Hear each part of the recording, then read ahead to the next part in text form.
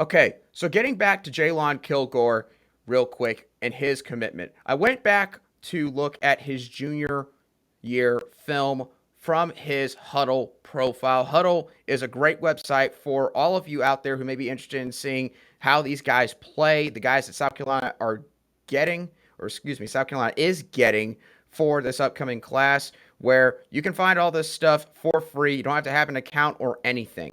So when looking back at his film, he plays for 2A Putnam County High School over in Edenton, Georgia, and he played both wide receiver and strong safety for his team last season. As a strong safety, he is a hard hitter who understands how to use leverage in order to help him make a tackle or hit on a ball carrier or receiver going up for a pass. And from what I noticed, he never tried to tackle someone standing straight up. Obviously, with all the new rules that we have seen implemented in college football and, of course, the NFL over the last probably decade to 12 years because of all of the issues surrounding head injuries and concussions, which obviously a lot of these rules have been really good for the sport, making the sport safer so that these football players are not going to have any life-altering issues later on, either in their football career or when they're done with football.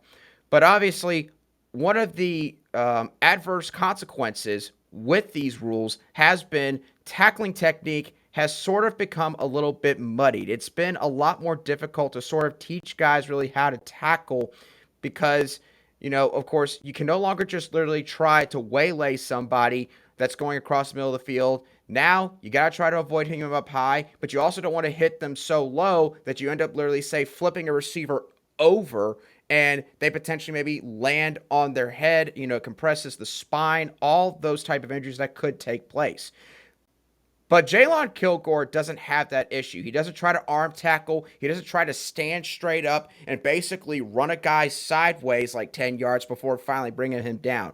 Kilgore knows how to use his leverage despite the fact he's 6'1", 6'2", which is very impressive and in my opinion is the best trait for him as a football player right now. He's also good at reading and breaking towards receivers when they get to their cuts in the middle of a route. He also showed good straight line speed at receiver and has good ball carrier vision that helps him to know when to make cuts and where the open field was when he was on offense.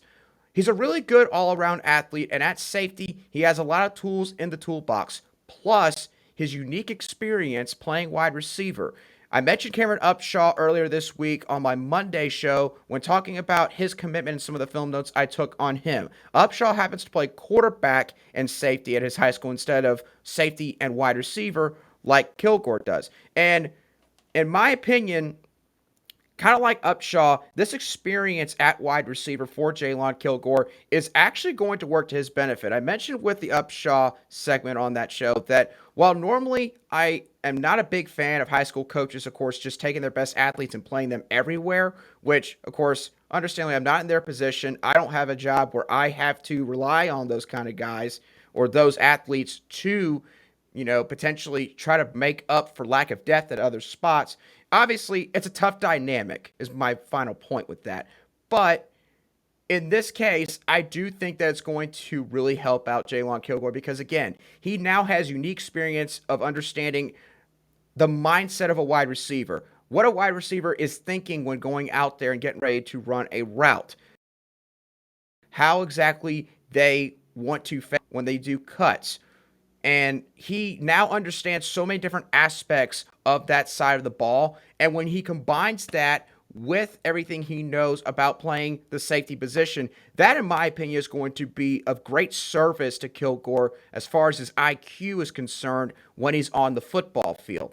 So, in my opinion, when Kilgore gets to South Carolina, or as long as he stays committed and he signs his letter of intent, if he comes to South Carolina officially at the end of the process, in my opinion, he's going to be a starter within the first couple years he is in Columbia, and he will compete for significant snaps immediately when he gets here. You think about it. R.J. Roderick is a sixth-year super senior. Devontae Reed's a graduate transfer fifth-year senior. You've got B.J. Gibson, who's a sixth-year guy. Peyton Williams is a true freshman. Anthony Rose is a true freshman. Tyrese Ross, who's a fourth- or fifth-year junior or senior. So, you've got a lot of guys that are getting ready to leave this program in the next year or two. I think that when Kilgore gets here, he's at the minimum going to be second string right as soon as he starts, and he could even have a chance to start potentially in year one. I think that physically he's built enough to where he could handle playing some SEC ball in year one. So, needless to say, I think this is a big get for Shane Beamer and the staff.